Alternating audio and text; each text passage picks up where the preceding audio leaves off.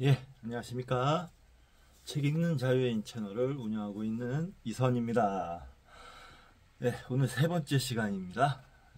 2025년 6월 25일,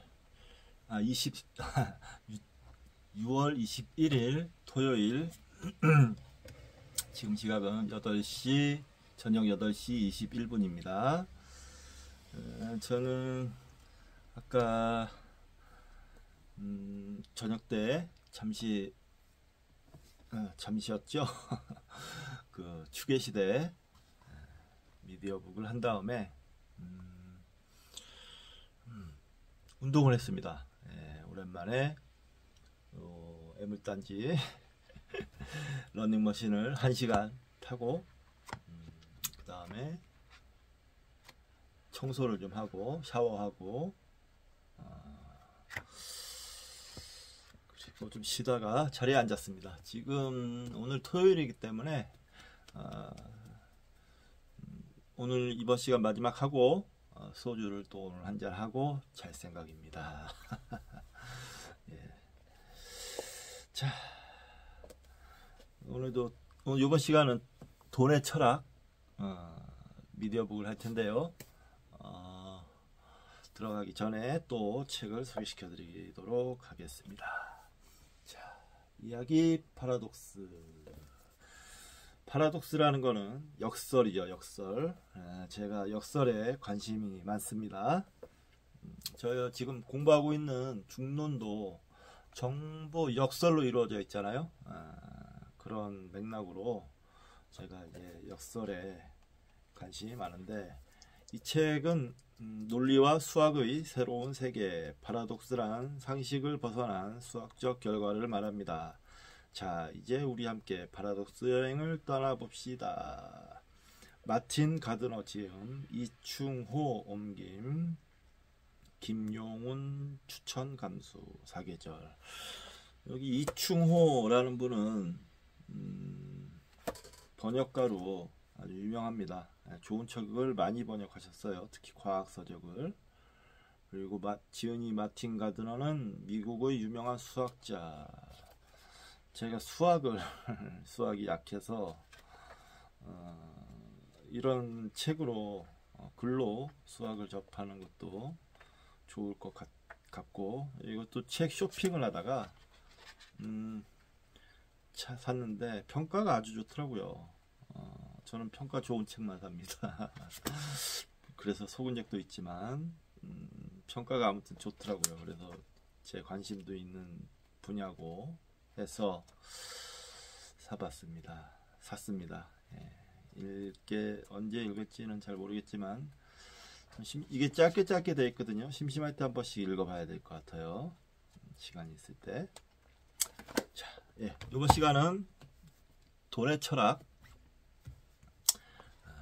미디어북을 하도록 하겠습니다. 제2부 우리의 삶을 좌우하는 돈 8장입니다. 8장 유산. 여러분들은 받을 유산이 있으신가요? 혹시 아니면 받을 유산이 있으신가요? 받을 유산이 있으신가요? 아니면 줄 유산이 있으신가요? 해당 사항이 되는 이 셋 중에는 해당 사항이 되는 분들이 많겠죠. 그런 걸 염두에 두고 이번 시간을 한번 즐겨보시면 좋을 것 같습니다. 저는 개인적으로 제가 받을 유산은 없다고 생각합니다. 예, 가난해요, 우리 집. 어머니는 저희 부모님은 조금, 그러니까 아무튼 아버지는 제 군대 있을 때 돌아가셨으니까 어머니로 해가지고 집이 있긴 있었는데, 집이 아마 지금 다 썼을 겁니다. 어머니 그 요양병원에 계시는데 그 요양병원 비용으로 다 나갔을 거예요. 제가 받을 돈은 없습니다. 예, 갑자기 좀 서글퍼지는데요. 자, 8장 유산. 자손이 유능한데 재산이 너무 많으면 그들의 의지를 손상시키며 자손이 어리석은데 재산이 너무 많으면 그들의 잘못을 더 크게 키운다. 많은 재산은 교만을 키우고 나태를 조장한다. 그래서 자식에게 황금 한 상자를 물려주는 것보다 책 한 권을 물려주는 것이 더 낫다고 말한다. 많은 재산은 자손들을 무능하게 만들고 자손들의 몸을 베는 칼이 된다.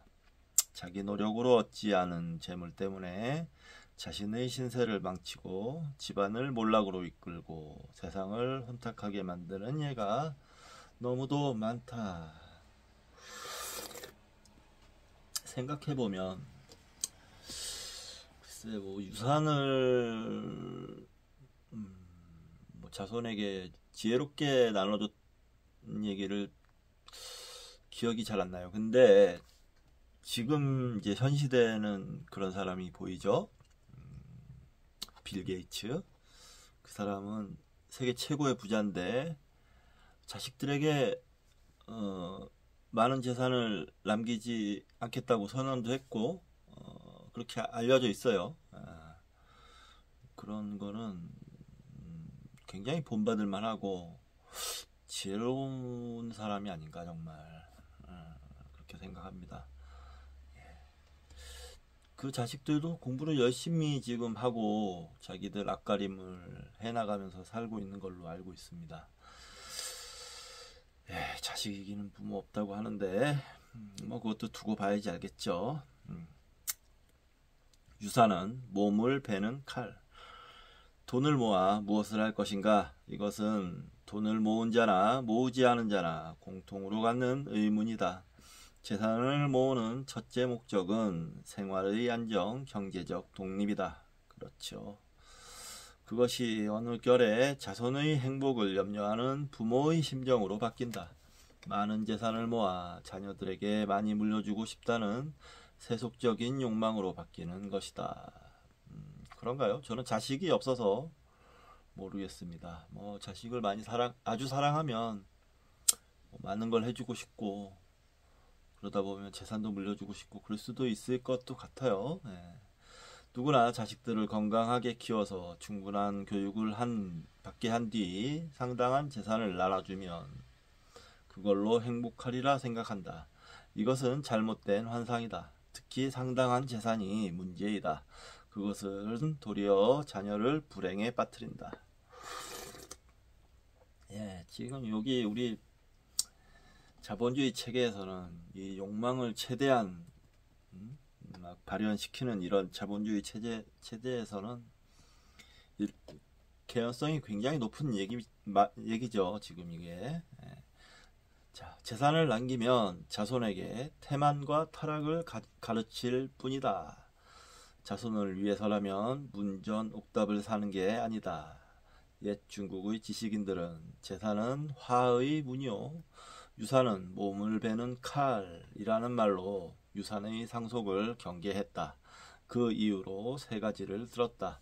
1. 자손들이 우월하다고 착각하며 사치스럽고 안일하게 지내고 일을 하지 않으려 한다.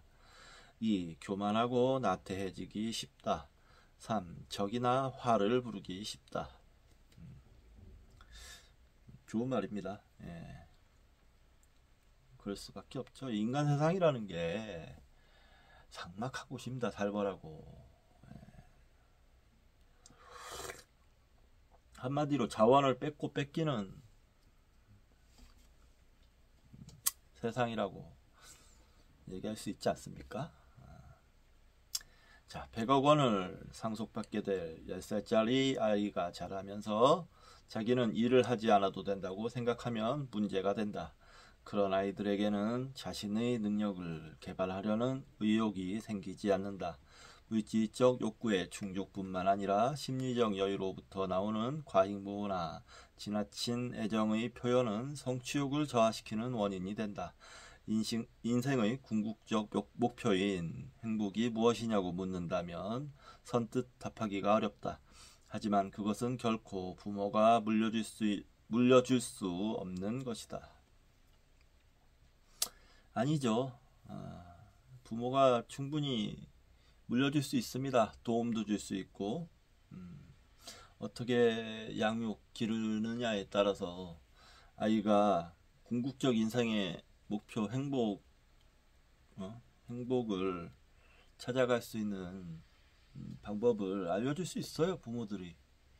그러기 위해서 부모들이 존재하는 거 아닙니까?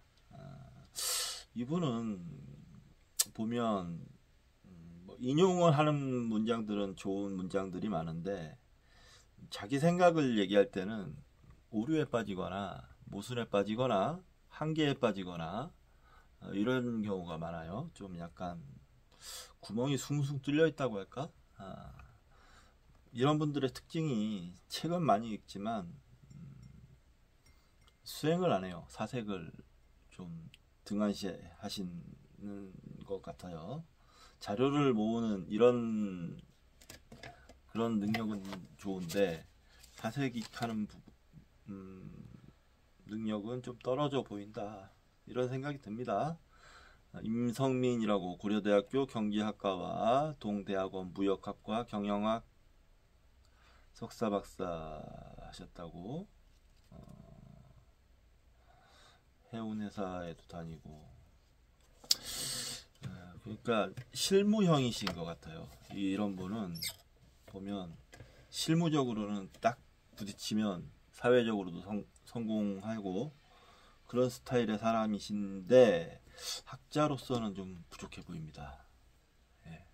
이렇게 학자는 이런 식으로 단언하지 않습니다. 그 다음 넘어가겠습니다. 대충 제가 몇 번 이 책에서 딴지를 걸고 있는데 그런 부분은 뭐 각자 들으시는 독자분들께서 들어보시고 어떤 말이 옳은지는 각자의 판단에 맡기겠습니다. 예. 행복은 각자의 노력과 수양에 의해 얻어지고 느껴지는 것이다. 그저 교육시키고 재산만 물려준다고 얻을 수 있는 것이 아닙니다. 교육이 중요합니다. 어떻게 교육하느냐에 따라서 사람은 180도 달라집니다. 중요한 것은 평생을 통해 멈추지 않는 정진 향상의 기백과 분투의 정신이며 이것을 생활 습관 속에 녹아들게 만드는 일이다. 자녀를 행복하게 해주려면 어려서부터 노력하는 환경과 습관을 길러주어야 한다. 네. 그러니까 이런 문장은 봐요. 앞에 인생의 궁극적 목표인 행복이 무엇이냐고 묻는다면 선뜻 답하기가 어렵다. 하지만 그것은 결코 부모가 물려줄 수 없는 것이다 라고 얘기를 해놓고 이게 지금 한 단락을 제가 설명하고 있는 거거든요. 마지막에 보면 이것은 생활 습관 속에 녹아들게 만드는 일이다. 자녀를 행복하게 해주려면 어려서부터 노력하는 환경과 습관을 길러주어야 한다. 이게 앞뒤가 안 맞잖아요. 문장이라는 게 앞에 주장이 있으면 뒤에 문장으로 그 주장을 받쳐주는 형식이 좋은 문장인데 전혀 그렇지 않은 문장입니다. 이런 문장은 좋지 않은 문장이었어요. 자, 유산은 자식을 망친다. 서양에서는 부잣집 자식들을 운수저를 입에 물고 태어났다고 말한다. 부잣집에서는 은식기를 쓴 데서 생긴 말이다. 그래서 미국에서는 부유층 자녀가 학교를 중퇴하거나 졸업 후에 일자리를 구하지 않고 술, 마약, 섹스에 탐닉하는 현상을 은수저 증후군, 실버스푼 신드롬이라고 한다. 유산은 인물을 키우는 자양분이 될 수도 있고 은수저 증후군처럼 자손을 망치는 독이 될 수도 있다. 이 우리나라 제 몰랐는데 금수저, 은수저, 흑수저 이게 요 서양의 이런 속담이 있는 거군요. 은수저라. 은수저만 해도 팔자 좋은 거죠. 요즘 세상에. 금수저는 뭐 저는 쇠수저라도 됐으면 좋겠습니다. 전형적인 저는 흑수저입니다. 예. 아마도 부모님들이 돌아가신 2, 3년 뒤에 지하에서 다시 돌아와 자식들이 어떻게 살고 있나 확인할 수 있다면 유산 상속은 절대 하지 않을 것이다.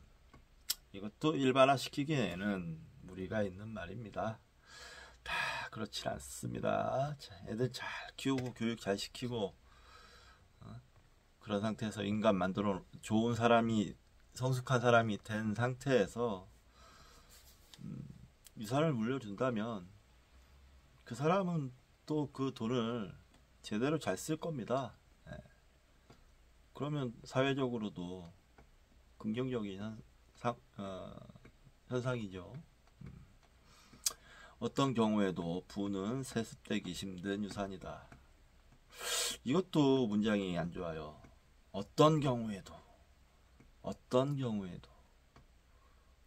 이렇게 단정할 수 있나요? 부는 세습되기 힘든 유산이다. 이렇게 단정할 수 있는 내용이 아니잖아요. 당장 우리 주위만 둘러봐도 알 수 있다. 100대의 기업도 10년을 지탱하지 못하는 경우가 허다하다. 2, 3대로 가면 더욱 그렇다. 2, 3대의 후손들이 재산은 물려받아도 창업자가 겪는 경험과 식경까지 이어받을 수는 없다. 이것도 단정적으로 얘기하는 건 위험한 얘기입니다. 세상은 이렇게 단정적으로 도식적으로 탁탁 이루어져 있는 게 아니에요. 대부호 안드루 카네기는 상속은 자식들을 망치게 한다고 역설했다. 자식들에게 유산을 남기는 것은 불행의 씨앗을 남기는 것이다. 억만장자 제레미 제이콥스 1940년생이네요. 는 자녀들에게 각각 100만 달러를 주면서도 내가 살면서 가장 잘못한 일은 자식들에게 스스로 성공과 실패를 경험할 기회를 주지 않은 것이라고 후회했다. 미국에서 10억 달러 이상을 상속받은 가문이 400가문이 넘는데 3대를 가는 경우가 드물다. 후손의 무능, 허영, 낭비가 주 원인이다. 이런 현상이 도드라진 건 있죠. 도드라진 건 있다. 자, 그래서 이런 것도 요즘에는 연구를 많이 할 거예요. 아마 돈 상속을 해서 어떤 식으로 재산을 분배하고 안전장치를 만들고 이런 식으로.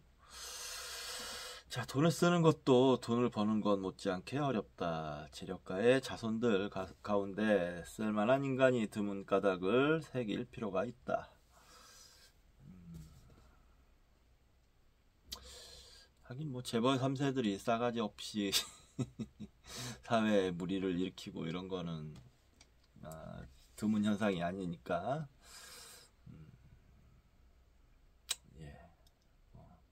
넘어가겠습니다. 자식들이 각자 성실하게 열심히 일하여 제 앞가림을 하도록 만들어야 한다. 부모의 재산에나 기대는 일이 없도록 가르쳐야 한다. 내 자식이 귀여우면 귀여울수록 홀로 당당히 세파를 헤쳐 나갈 수 있도록 키워야 한다. 낡은 사고방식에 얽매여 돈을 남겨주고 재산을 물려주는 어리석은 짓을 해서는 안 된다. 돈이나 재산은 자녀들에게 엄청난 마이너스다. 차라리 빚을 물려주어 분발시키는 편이 더 나을 수도 있다. 너무 극단적이네요. 그런 게 아니고 마이너스다 이렇게 얘기할 게 아니고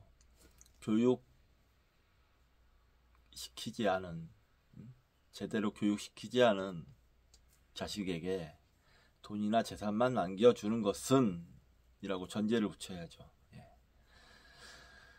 엄청난 마이너스다. 이렇게 황금이 가득해도 자식에게 경전을 읽히는 것만 못하고 자식에게 천금을 주어도 한 가지 기술을 가르치는 것만 못하다. 만경의 옥토라도 몸에 익힌 서투른 기술을 하나보다 못하다. 이런 얘기는 좀 개연성이 있는 얘기죠.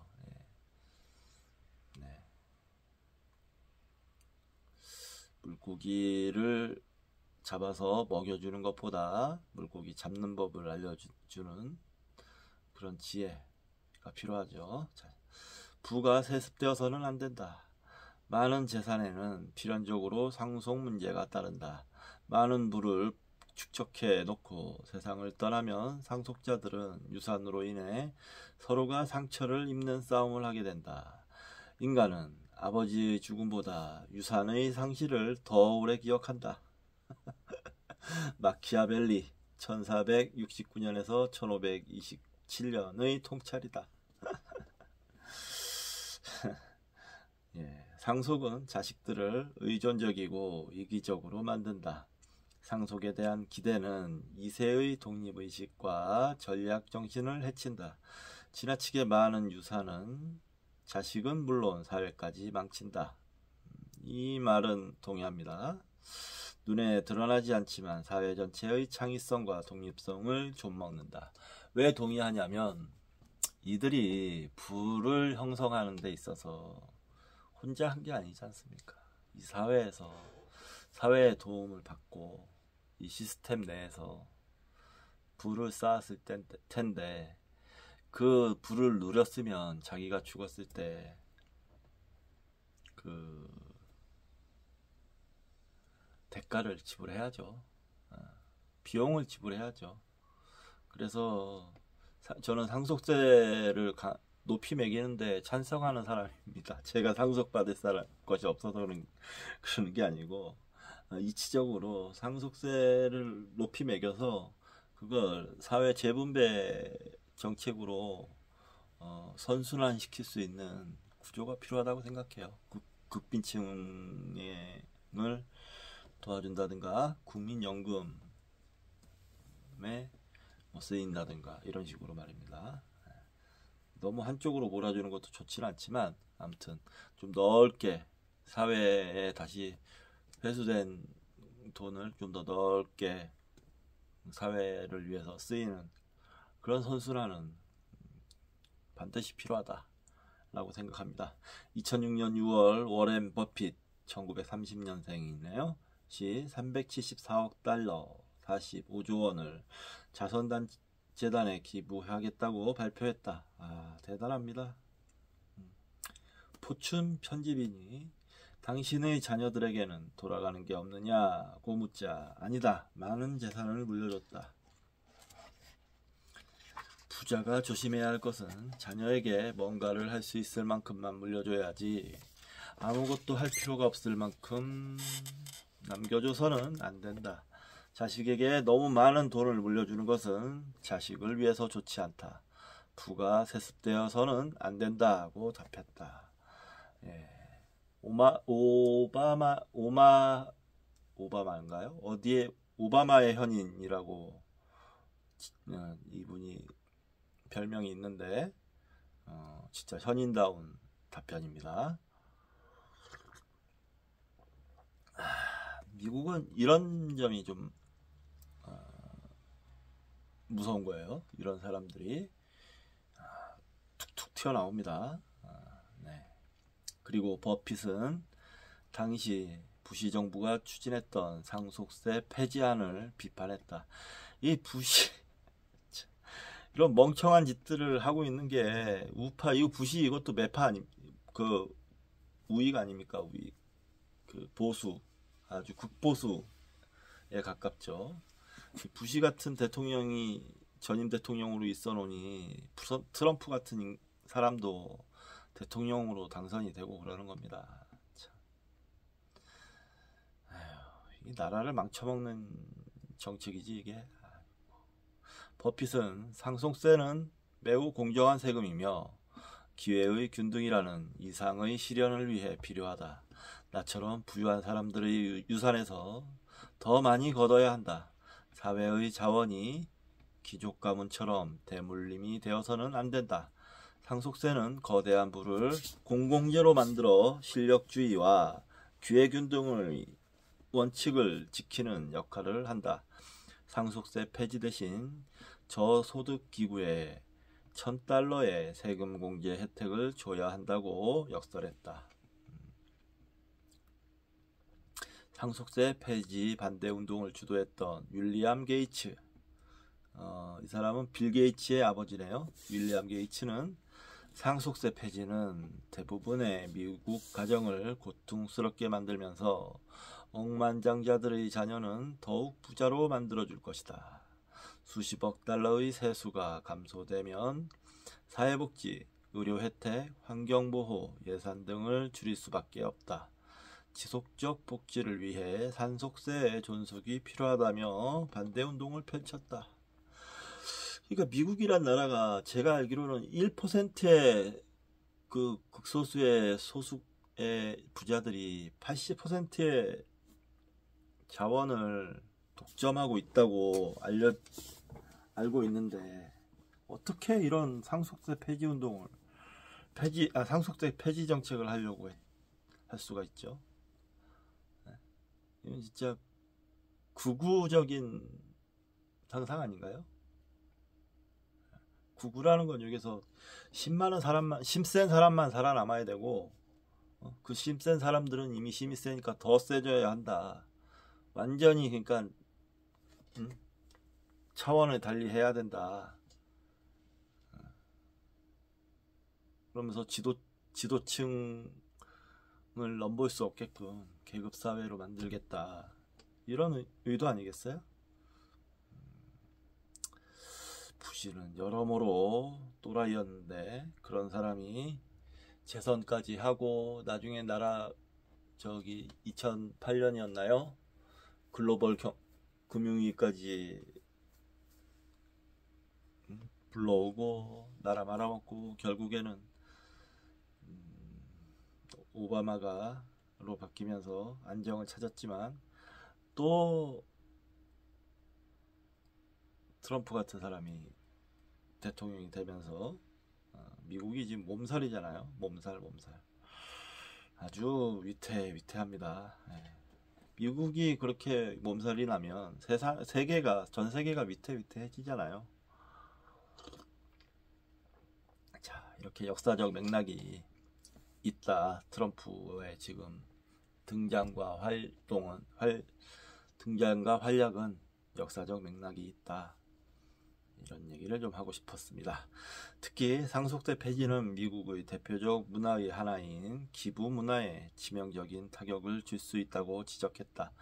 상속세를 납부하는 대신 자선단체나 기금을 통해 가난한 사람들을 지원하던 문화가 점차 사라지게 된다는 것이다. 버핏은 상속세 폐지에 대해 2000년 올림픽 금메달 수상자의 자녀들로 2020년 올림픽 대표를 뽑으려는 것과 같은 어리석은 방안이다. 비유 좋네요. 예. 상속세가 없어지면 사람들이 재능이 아닌 유산에 의지해 국가의 부를 좌우하는 폐단이 생기게 된다고 비판했다. 예, 여기 워렌 버핏의 삶과 돈 짜투리 지식의 네모가 있습니다. 버핏 1930년생이에요. 버핏은 6살 때부터 동네를 돌며 껌을 팔았다.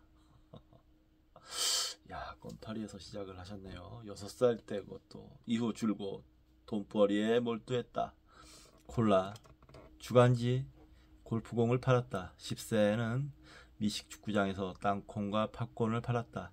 중학생 때는 폐지를 수집해 팔았고 고교 시절에는 우표와 막건을 판매했다.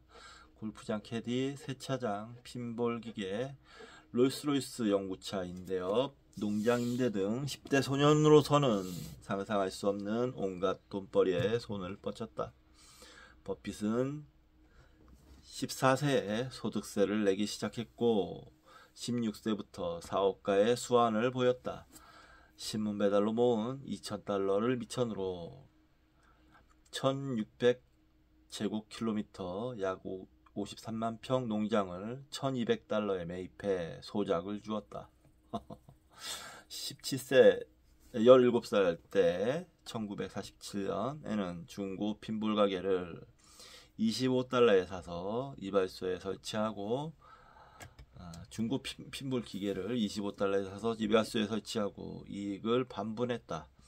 폐차장에서 1928년식 롤스로이스를 350달러에 구입 수선하여 1회에 35달러를 받는 렌트 사업도 벌렸고 중고 연구차 임대업도 했다. 버핏의 닭은 돈 버는 것이었다. 그의 아내 수전 1932년에서 2004년은 싱글 맘이라는 말도 들었다.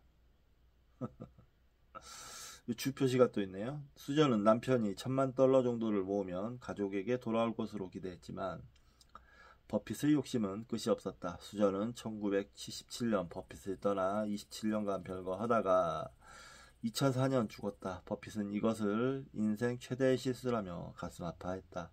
수전이 버핏에게 소개하여 1977년부터 동거해왔던 뱅크스 1946년생이네요.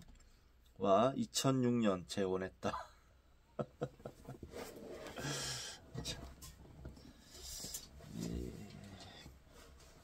이게 좀 가족 돈 버는데 정신이 팔려서 이제 가족은 등한시했네요. 뭐 가족까지 잘할 수는 가족에게까지 잘하기는 힘들었나요?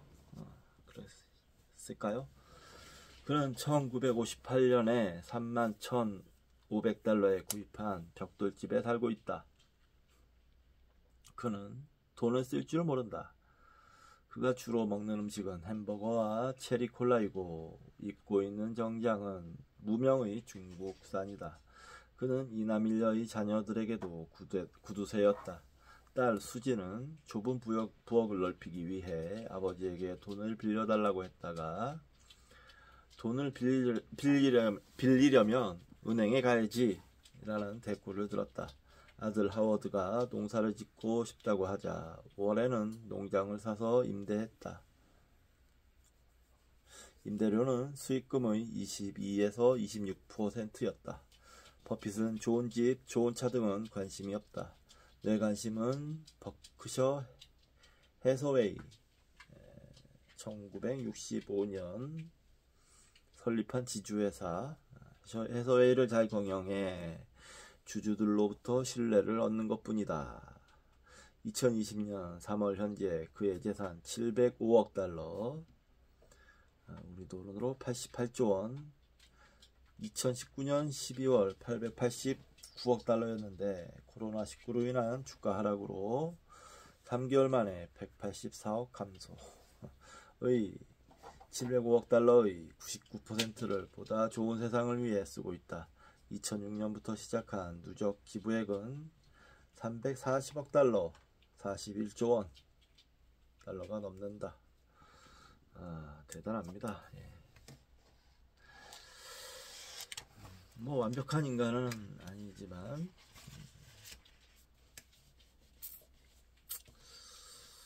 재밌는 사람이네요. 예.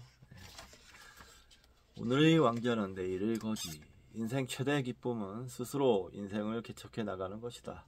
인간은 생존 환경이 너무 좋으면 태화 현상을 일으킨다.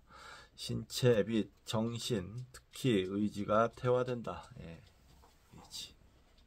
그래서 부자 아빠들은 자식들에게 스파르타식 교육을 하려 하지만 그 효과는 크지 않다. 그것은 마치 도시인들의 시골 체험과 같다.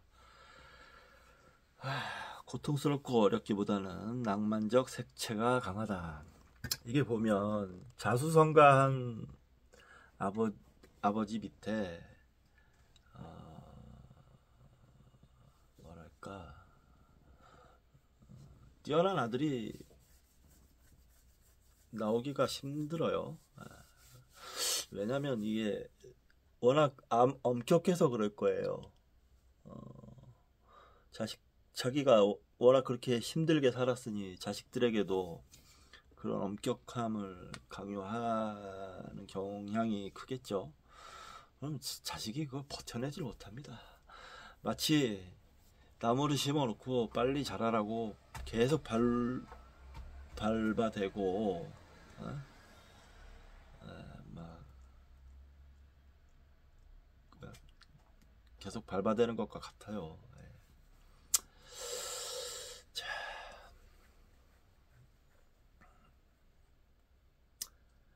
자식들에게 무턱대고 재산을 물려주는 것은 자식의 앞길을 가로막는 행위이다. 상속은 자식들의 재능과 에너지를 망치게 한다.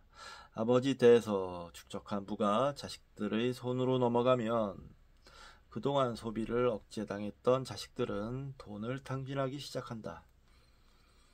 부자 아들은 부자 아빠보다 더 부자처럼 보인다. 진정한 삶의 의미를 배우지 못한 그들은 그저 돈만 쓰며 지낸다. 부자 아들은 태어날 때부터 이미 부자였기 때문에 모든 것을 당연하게 받아들인다. 오래가지 못해 재산은 날아가 버린다. 예, 그렇죠. 이런 흐름을 타죠. 드라마에서 그 흔히 나오는 재벌 3세들의 그 망나니짓 이런 맥락인 거죠. 이런 흐름 과정. 예. 서양 속담에 한 번 남학신을 신으면 한 번은 장화를 신는다는 말이 있다.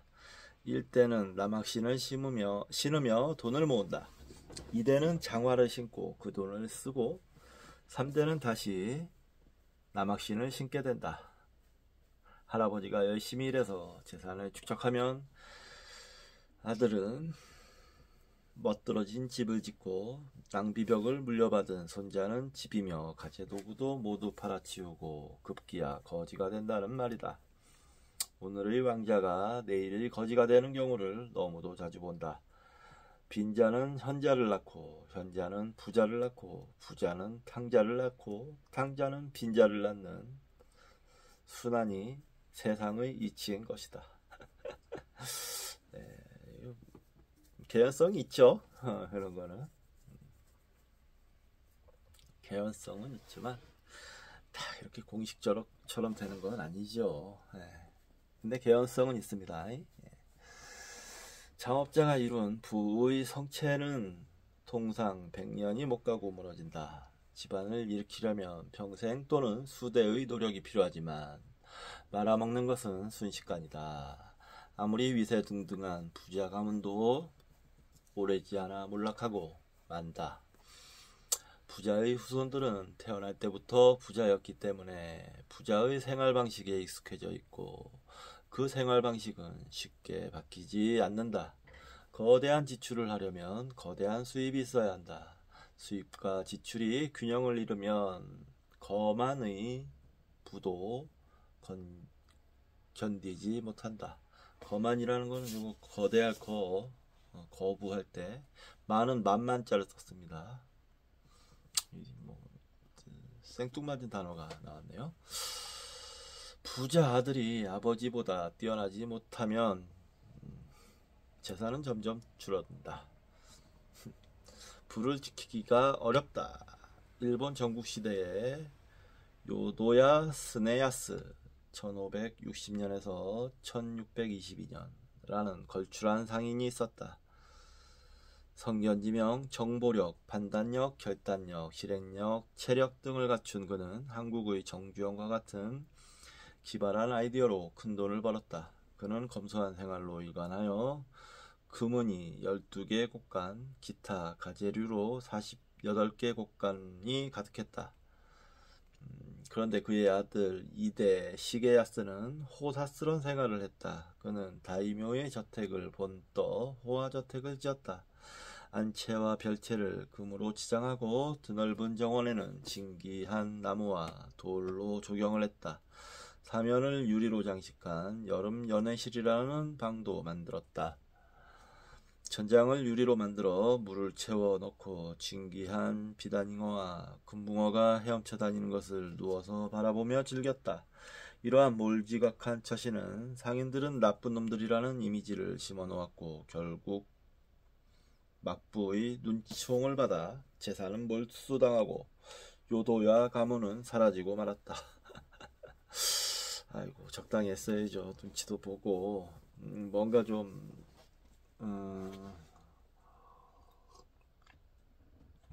권력이 함부로 하지 못하게끔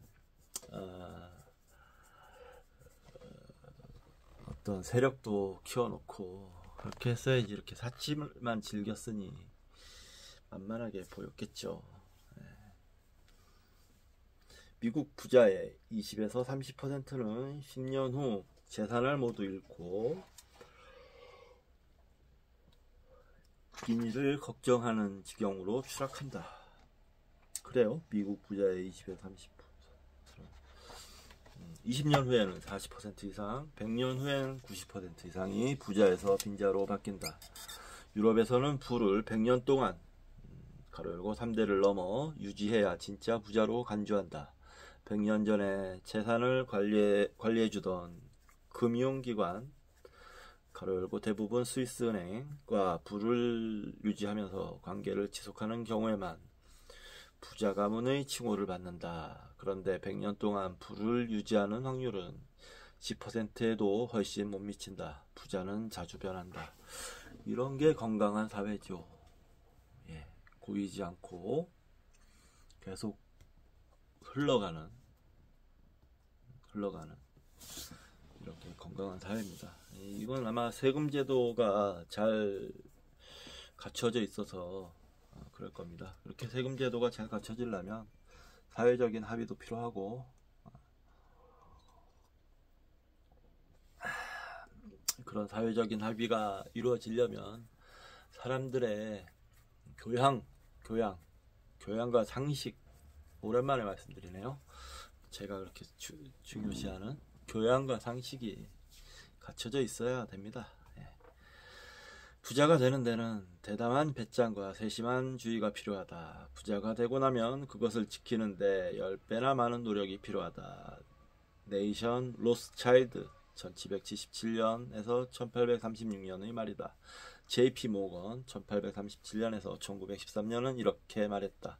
100만 달러를 버는 것은 바보라도 할 수 있지만 머리를 쓰지 않고서는 그것을 유지할 수 없다. 둘 다 부를 이루는 것보다 지키는 것이 더 어렵다는 소견이다.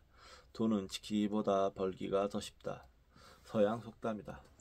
그러나 노스차일드 가문이나 JP 모건 이 사람들 부를 쌓는데 아주 나쁜 짓 많이 했습니다. 예, 그러니까 좀 죄의식 같은 것도 있을지 어쩔지 모르겠어요. 뭐 아무튼 좀 이 사람들이 하는 말은 좀 왜곡돼서 들려요. 저 같은 경우는 이 사람들이 했던 행태가 있기 때문에. 중국 역사상 제1의 명군으로 치는 당태종 이세민 1599년에서 649년 제위 626년에서 649년 이세민이 창업과 수성 어느 것이 어려운가 라고 물었다. 오래전부터 태종을 보자 해온 방현령은 창업이 어렵다고 답하고 태종의 형 건성을 돕다가 현무문의 난 이후에 태종에게 복속한 위징은 수성이 어렵다고 답했다. 태종은 창업은 쉽고 수성이 어렵다며 새로운 마음으로 나라를 다스려야 한다고 강조했다. 창업도 수성도 둘 다 어렵다. 과업 자체는 수성보다 창업이 어렵다. 그러나 일단 창업이 성공하면 오만과 자만으로 방만해져 빈틈이 생긴다. 게다가 호강스럽게 자란 후계자가 갓난 신고를 견뎌낸 창업자보다 난관을 극복하는 역량이 부족하기 때문에 대를 잇기가 어려워 흔히들 수성이 어렵다고 말한다. 세종은 창업은 권도, 수성은 정도가 필요하다고 말했다.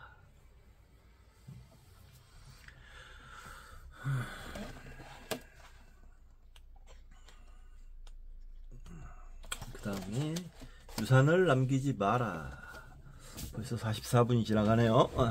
오래전부터 재산 상속은 개인의 직업 윤리를 좀먹는 원인이었다.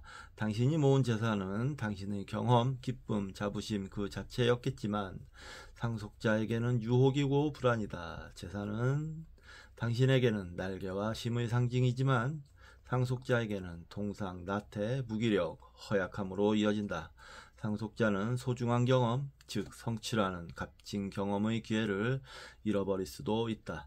당신이 시작했던 곳에서 다시 시작하지 않는 것이 아이들에게 줄 수 있는 선물이라고 생각할 수도 있다. 그들에게 고난, 가난, 열악한 환경 등을 물려주고 싶지 않을 것이다. 그러나 그것은 지팡이를 주는 것이 아니라 목다리를 주는 것과 같다. 그것은 아이들의 의욕을 빼앗고 스스로 발전하고 성장하고 배우고 살아가는 기회를 박탈하는 짓이다. 스스로 일어설 의욕과 기회가 없이는 그 어떤 행동도, 행복도, 인격의 성숙도 기대할 수 없다. 만약 당신이 아이들 일을 대신 해준다면 당신은 20살이 되어도 비실거리는 게으름뱅이 자식을 키우게 된다. 한 아버지는 죽어가면서 이렇게 말했다. 내가 아이들을 내쫓을 정도로 조금만 더 단호했다라면 아이들은 스스로 벌어서 살았을 것이고 인생과 돈의 가치를 알았을 것이다. 태생적으로 돈을 쓰면 불편한 사람이 있다. 이들은 자식들에게 주는 돈보다는 자선을 하는 것이 오히려 자식들에게 도움이 된다. 많은 재물을 쌓아서 자식에게 물려준들 자식이 반드시 잘 간수할 수 있는 것이 아니요. 많은 책을 쌓아서 자식에게 물려준들 자식이 반드시 다 읽을 수 있는 것이 아니다. 차라리 남모르는 음덕을 쌓아 자손을 위한 계책으로 삼아라. 명심보감의 가르침이다.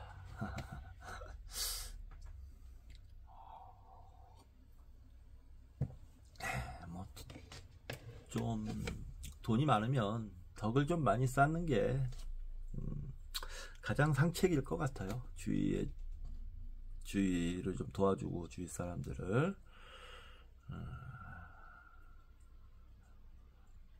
어려운 사람들도 좀 도와주고 그런 덕을 쌓아놓는 것이 진짜 재산이 됩니다. 인간 사회에서는.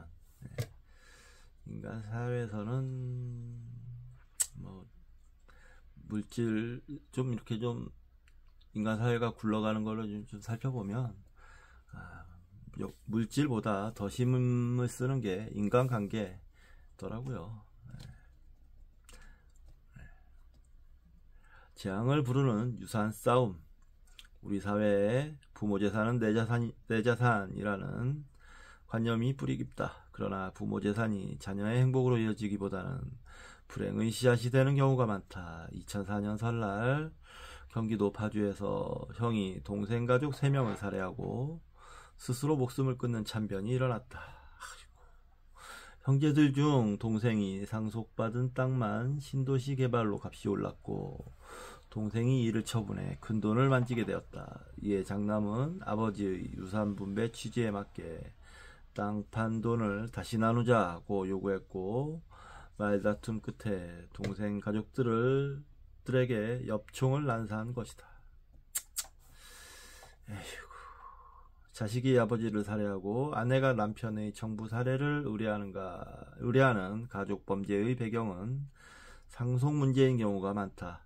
재산을 빼앗기 위해 멀쩡한 부모 형제를 정신병원에 강제 입원시키는 폐륜도 적지 않다. 형제 간 반목은 대부분 유산 문제로 갈등을 빚다 결국엔 법정까지 가곤 한다. 소송까지 갔다고 하면 형제 간 우애는 기대하기 힘들다. 법원이 재산 분배는 해줄 수 있지만 그동안 주고받은 상처까지 치유해주지는 못한다. 남남보다 못하게 되는 거죠. 2005년 11월 김모씨 1948년생이시네요. 씨가 확성기를 들고 서울 서초구 한 아파트 입구에서 형은 혼자 챙긴 부모 재산을 형제들에게 분배하라고 외쳐댔다. 그는 경찰에 한 달간 집회 신고까지 냈다. 집회 명칭은 재산 분할 촉구 집회. 어깨에는 투쟁이라는 빨간 띠도 둘렀다. 이 아파트는 평당 2천만 원이 넘는 고급 아파트로 김씨의 형은 90평형에 살고 있다. 김씨는 형은 부모님의 재산을 모두 가져가고 5명의 누이와 나에게는 한 푼도 주지 않았다. 150억대의 재산을 갖고서도 퀵 서비스 등을 하며 힘들게 사는 나에게 돈 한 번 주지 않았다고 비난했다. 반면 김씨의 형은 재산은 합법적으로 물려받았고 대부분의 재산은 내가 모은 것이며 과거 동생에게 신촌의 여관까지 사주었지만 곧 빚을 져 사채업자에게 넘기는 등 제대로 재산을 관리하지 못했다고 대꾸했다. 돈에 얽힌 사연은 참으로 다양도하다. 둘 다 할 말이 있네요. 예. 자, 짜투리 지식, 네모 짜투리 지식입니다. 형제 투금, 고려 충렬왕, 충선왕, 충수광 1274년에서 1339년이다. 때이다. 형제가 길을 가던 중 동생이 금덩이 2개를 주었다. 동생은 하나를 형에게 주고 하나도 자신도 하나를 가지고 공암진, 지금 서울의 양천에 닿았다. 함께 배를 타고 강을 건너는데 동생이 가지고 있던 금덩이를 강에 던져버렸다. 형이 그 이유를 묻자 동생은 저는 원래 형님을 매우 사랑했습니다. 그런데 이 금을 줍고 형은 싫어하는 마음이 생긴 겁니다. 그러니 이 금덩이는 불길한 물건입니다. 그래서 나쁜 마음이 더 이상 생기지 않게 하려고 강물에 버렸습니다. 사실 형도 동생과 같은 마음이었다. 그런데다 동생의 말까지 들으니 형은 부끄럽기가 한이 없었다. 형도 금덩이를 강물에 던져버렸다. 형제는 성주 이씨 억년과 조년으로 알려져 있고 이름도 억년조년이네요. 예, 서울 강서구 가양 이동에 형제 투금탄의 현장인 공암 나루터가 있다. 이거 분명히 이 금덩이 찾으러 간 사람들이 있을 겁니다. 예, 분명히 있을 겁니다. 이조년 1269년에서 1343년은 고려말 명망 있는 학자로 이화에 월백하고 은한이 삼경인제 일지춘심을 자규야 알야마는 다정도 병인양하여 잠 못 들어 하노라 라는 시조를 남겼다.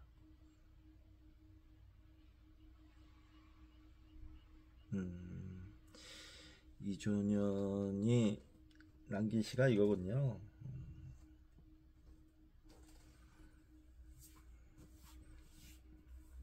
지성이 뛰어난 학자였네요.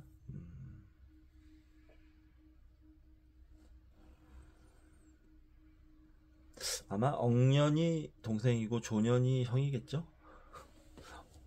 억조 이렇게 나가겠죠?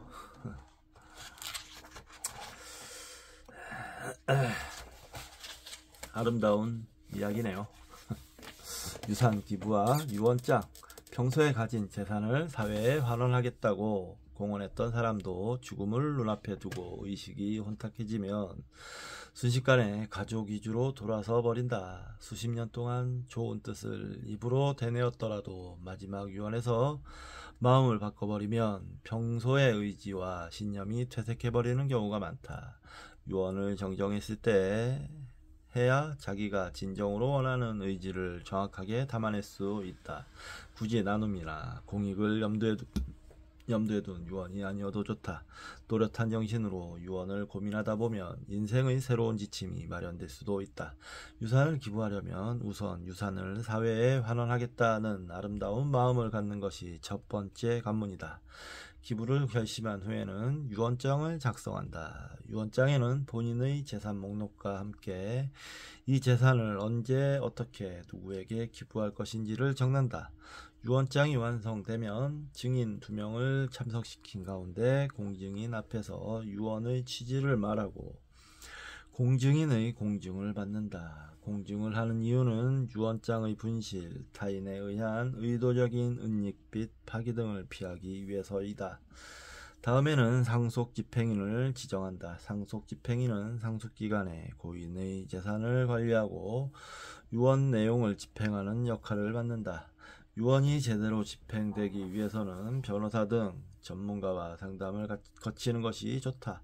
사회에 유산을 환원하겠다고 유언하면서도 법규를 제대로 지키지 않아 기부를 못하는 경우도 생기기 때문이다.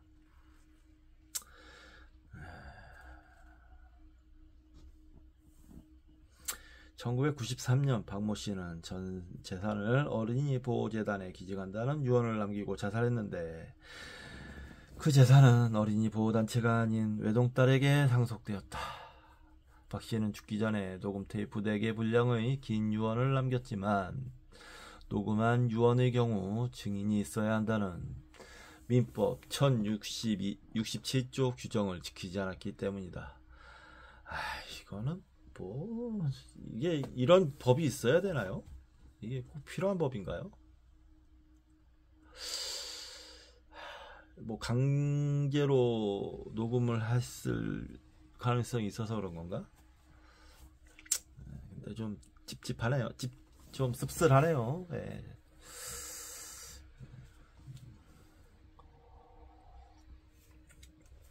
폐암 말기 진단을 받은 A씨는 30억 원대의 상가 건물과 15억 원짜리 아파트, 5억 원가량의 금융자산이 있었다. 그에게는 개인 병원을 운영하는 장남과 대기업 차장인 차남, 전업주부인 딸이 있었다. 3남매는 개성이 강하고 이기적인 성격으로 어려서부터 다툼이 많았다. A씨는 자신이 죽은 뒤 자식들의 재산 싸움을 염려했다.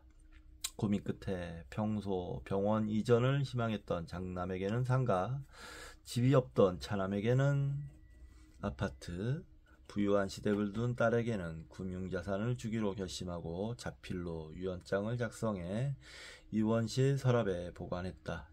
임종을 앞두고 3남매를 불러 유언장 내용을 밝히고 싸우지 말 것을 상부했다. 차남과 딸의 표정이 밝지 않았지만 불만을 드러내지는 않았다.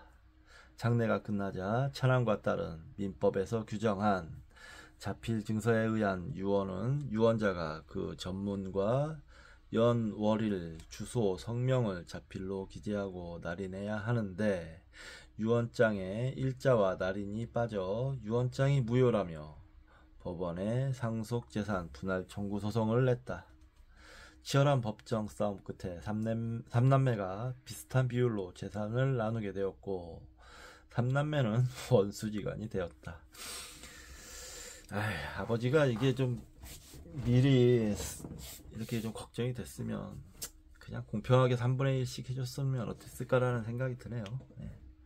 괜히 형제들 간 의만 상하게 된 결과가 됐으니까요. 유언장에 도장이 찍히지 않아 유언이 무효가 된 사례도 있다. 2003년 고인의 거래은행 대여금고에서 예금 123억 원을 연세대에 기부한다는 유언장이 나왔다. 고인이 작성했지만 날인이 없었다. 유족들은 날인이 없는 유언장은 무효라며 은행에게 예금 반환 청구 소송을 했다. 연세대는 날인이 없다고 고인의 뜻을 어기는 것은 옳지 않다. 유산에 대한 권리를 주장하면서 소송의 독립 당사자로 참가했다. 1, 2심 재판부는 김씨의 유언은 무효이며 123억 원에 대한 권리는 유족에게 있다고 판결했다. 대법원도 자필 증서에 의한 유언은 유언자가 그 전문과 연, 월일, 주소, 성명을 자신이 적고 날인해야 한다. 유언자의 날인이 없는 유언장은 유언으로 효력이 없다. 따라서 고인이 연세대에 기부한다고 쓴 유언장은 날인이 없어 무효라고 판결했다. 터에게 유산 상속은 까다로운 유언장 대신 수수료가 1,000만 원이네요. 수수료는 좀 높지만 금융기관에 맡기는 유언 대용 신탁을 이용하면 좋을 것 같다. 거액이면 뭐. 근데 이 은행놈들은 이거 뭐 진짜 도둑놈들. 수수료 1,000만 원. 참 모르겠습니다. 아들에게 한 푼 남기지 않은 유일한 박사를 말씀하시는 건가 봐요. 삶에서 무엇이 중요한가를 깨닫고 오늘 저희에게 주어진 것들을 충분히 즐기며 명랑하고 친절하며 우애할 수 있는 능력을 주옵소서. 늘 이런 기도문을 외우던 유일한 1895년에서 1971년이 눈을 감은 1971년 봄 그의 유언장이 공개되었다. 손녀 유일링 당시 7세에게는 대학 졸업 때까지 학자금 1만 달러를 준다. 딸 유제라에겐 유황 공고 안의 묘와 주변 땅 5,000평을 물려준다. 그 땅을 유한동산으로 꾸미되 울타리를 치지 말고 마음대로 드나들게 하여 어린 학생들의 맑은 정신을 지하에서나마 느끼게 해달라. 소유주식 14만 941주는 모두 한국 사회 및 교육 원조 신탁기금에 기증한다. 아들 유일선은 대학까지 졸업시켰으니 자립해서 살아가거라. 유 박사가 사회에 환원한 재산은 55억 원이었다. 대졸사원 초임이 월 2만 원이었던 시절이었다. 1991년 타계한 딸 유제라도 아버지로부터 물려받은 땅을 비롯하여 전 재산 205억 원을 공익재단에 기부하고 떠났다. 유한양행 사장을 지낸 연만시 1930년생이시네요. 연만이는 1963년에 입사해 유일한을 가까이에서 보좌했다. 1969년 유일한이 부사장으로 근무하던 외아들과 조카에게 회사를 그만두게 했을 때 그는 특별한 잘못이 없는데 왜 그만두게 하느냐고 물었다. 유일한은 내가 죽고 나면 그들로 인해 파벌이 조성되어 회사가 공정하게 운영되기 어려울 것이라고 답했다. 유일한은 매사에 공과 사가 분명했다. 외국을 오가는 비행기표는 물론 모든 비용을 자신의 배당금에서 공제하게 했고 공금을 사용하지 않았다. 반면 그는 사원들을 주인으로 우대했다. 1930년대부터 부천 공장 부지에 종업원들을 위한 독신자 기숙사, 집회소, 운동장, 양어장, 수영장들을 만들고 종업원 지주제를 도입했던 그는 지금도 한국에서 가장 존경받는 기업가요 경영인이다. 주 표시가 있습니다. 1904년 9살에 미국으로 건너가 고학으로 미시간 대학을 마친 유일한은 녹두, 숙주나물 사업으로 큰돈을 벌어 1926년 한국에 유한양행을 설립했다. 그런데 그가 독립운동가 박용만이 미국에서 설립한 소년병 학교에서 군사훈련을 받은 10대 시절부터 1945년 국내 첩보활동을 위한 NAPKO, 낙코라고 하나요? 낙코 작전에 참여할 때까지 평생 독립운동에 몸바친 애국지사였다는 사실은 알려져 있지 않다. 50세 1945년에 조국 강복을 위해 미국 CIA의 전신인 OSS의 납코 한반도 침투를 위한 19명의 한국인으로 구성된 특공부대에 암호명 A로 참여했다는 사실이 타계한 20년 뒤에야 밝혀져 우리를 놀라게 한다. 잘나가는 사업체의 사장 자리를 제껴두고 1년에 가까운 온갖 혹독한 지옥 훈련을 마친 그는 1945년 8월 18일 D-Day 3일 전인 8월 15일에 일본이 항복하여 침투 작전은 취소되고 비밀에 파묻혔다. 그 나이에 그 위치에서 목숨을 건 특공작전에 지원한 그의 삶의 자세와 정신에 머리 숙여 존경하지 않을 수 없다. 네, 이 이야기는 들은 적이 있습니다. 저는 유일한 박사가 미국 특수부대 연세가 많이 들고 회사를 운영하고 있을 때 미국 특수부대에서 OSS에서 국내 진공작전에 대한 훈련을 받았다라는 거를 들은 적이 있어요. 네, 대단하신 분입니다. 예, 존경받을 만한 분이고, 이런 훌륭하게 사시다 간 분들 보면 이 친일파 놈들은 부끄럽지가 않은지, 친일파 놈들 어떻게 생각하는지요? 아마도 뭐 쌩까고 있을 거예요. 내일도 아닌데 뭐 내 인생도 아니고 뭐 그럴 거예요. 일정 비율로 항상 있는 존재들이니까요. 저는 그렇게 이해합니다. 자, 오늘 9시 반이 다 돼가네요. 오늘은 여기에서 마치도록 하겠습니다. 요즘에 책 읽는 속도가 좀 떨어졌어요. 재미가 없어서라기보다는 이렇게 막 설명할 게 이제 점점 불어나다 보니까 책 읽는 속도가 좀 늦춰지고 있는데 그게 걱정입니다. 이렇게 속도가 늦으면 이 사다 놓은 많은 책들은 여기에 이제 제가 책장을 하나 마련을 했거든요. 저 책장도 저 나눔에서 받아가지고 깨끗이 닦아서 쓰고 있어요. 책장을 이렇게 해놔가지고 참 보기가 좋은데 흐뭇해요. 볼 때마다. 근데 저거를 다 읽어야 되는데 라는 생각을 하면서 살고 있습니다. 자, 오늘은 여기까지만 하도록 하겠습니다. 이제 밤인데요. 이제 오늘 밤 잘 주무시기 바랍니다. 좋은 밤 되십시오.